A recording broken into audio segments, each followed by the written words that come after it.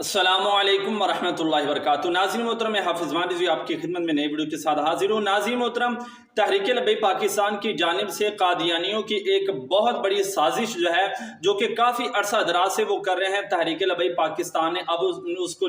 وہ ناکام کرنا شروع کر دیا۔ آپ تمام حضرات جانتے ہیں کہ سندھ اسمبلی میں تحریک لبیک پاکستان کے پارلیمانی لیڈر مفتی قاسم فخری صاحب، انہوں نے جناب سندھ اسمبلی کے اندر قرارداد وہ پیش کر دی۔ انہوں نے یہ واضح کیا ہے، انہوں نے کہا کہ جناب قادیانی مسلمان عورتوں سے نکاح کرتے ہیں اور نکاح کرنے کے بعد جناب کھلم کھلا کہہ دیتے ہیں کہ جناب ہم قادیانی ہیں، تو اس لیے جناب بہت ساری مشکلات بنتی ہیں۔ اور انہوں نے کہا کہ اس طرح کے واقعات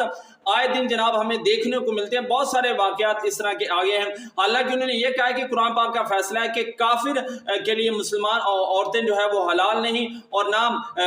کافر وہ مسلمان عورتوں کے لیے حلال ہیں، ان کا نکاح آپس کے اندر جائز ہی نہیں۔ تو ناظرین محترم، تحریک لبیک پاکستان کی جانب سے علامہ مفتی قاسم فخری صاحب، انہوں نے سندھ اسمبلی کے اندر قرارداد وہ پیش کر دی۔ انہوں نے کہا کہ یہ مکر و فریب اب اس وقت ہی دور ہوگا کہ جناب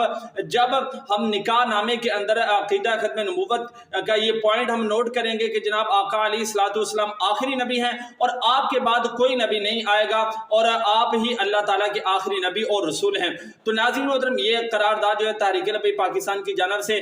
سندھ اسمبلی میں وہ پیش کی گئی ہے، مفتی قاسم فخری صاحب نے پیش کی ہے، اور انشاءاللہ ہمیں امید ہے